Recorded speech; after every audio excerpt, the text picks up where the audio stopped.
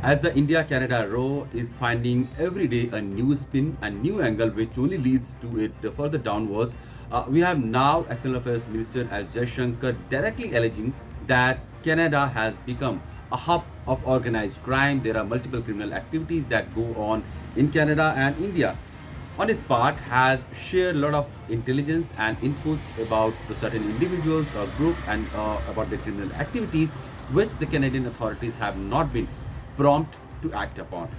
We know that in Canada there is long, I mean, for several decades now, there is a large Indian immigrant population that has settled there and who have been a huge contributor in social, economic, and political sphere of Canadian society. But then there is a large criminal angle also, which has now taking roots in Canada, and that is mostly to do with the reluctance of the government to act upon these groups.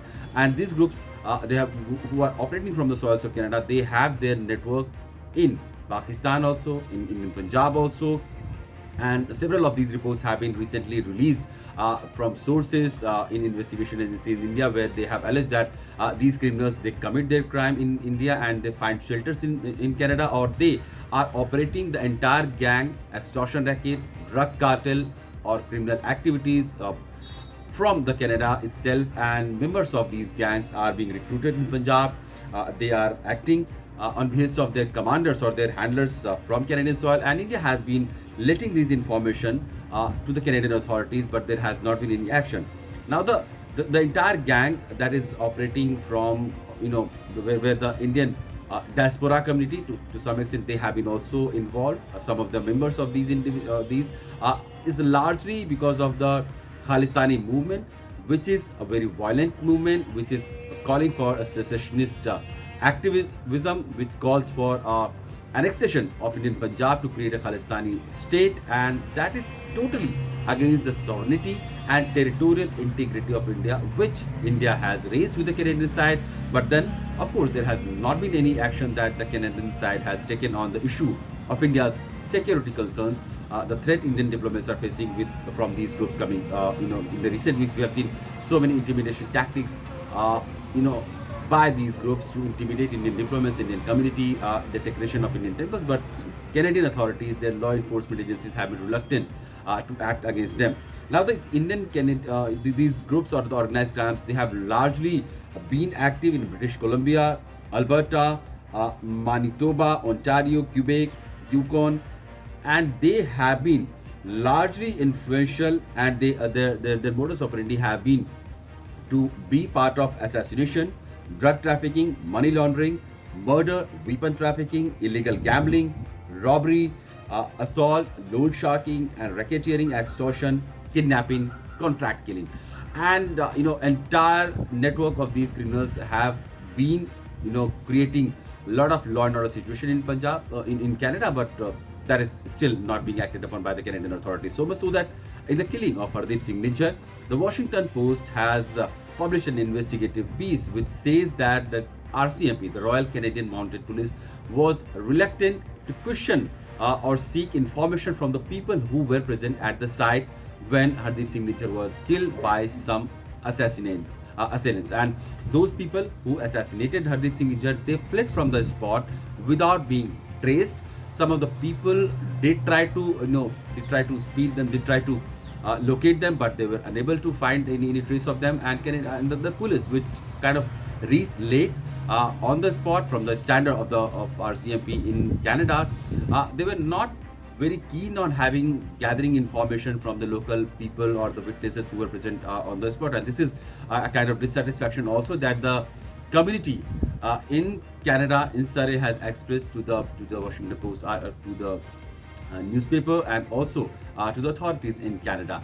Now, why Canadian authorities or the government in Canada is letting this organized crime be a part of Canada's culture, that remains a mystery. That is something that the Canadian authorities will have to explain upon.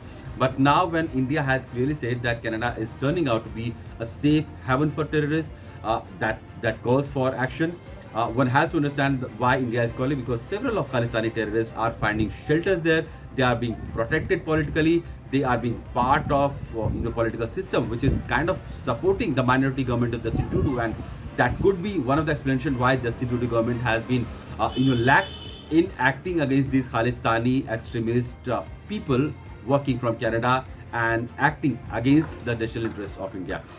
Also, now India has come in full frontal mode to blame Canada for several organized crime that has its root and its origin in Canada, and that is being perpetrated in Indian states, especially in part of Punjab.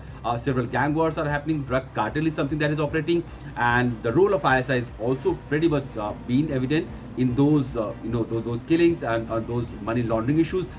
Funding of this entire Khalistani movement or extremist ideology is something that is being channeled through these money laundering or the drug cartel operation that is happening in the state of Punjab, in Canada or in other parts of the world also. And so there is multiple angle of the entire India-Canada controversy that started some years back, but now it has come to the fore in the most ugliest form, which is seen India-Canada bilateral relationship going just at its lowest point right now, with this organized crime, with extremist Khalistani elements being there, ISI being complicit of this anti-India hatred campaign in Canada, Indian diplomats being threatened, no action taken by the Canadian authorities, Indian community members threatened, no action taken by the Canadian authorities, temples being desecrated, no action by Canadian authorities, and so far so that in the case of Hardeep Singh Nijjar, it's been almost 4-5 months. There has not been a single arrest that Canadian authorities could make,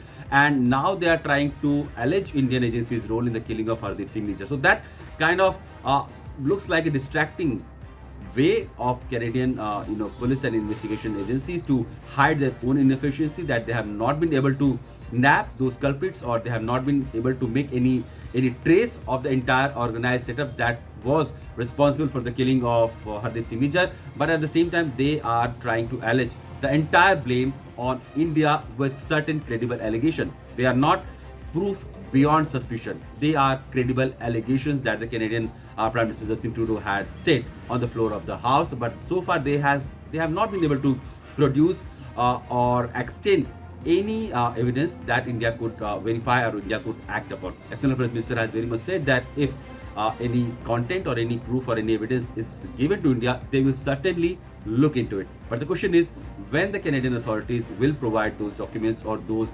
allegations that they have leveled against Indian agencies, and probably then this entire controversy will head into a new sphere where the India-Canada collaboration or cooperation could also be seen.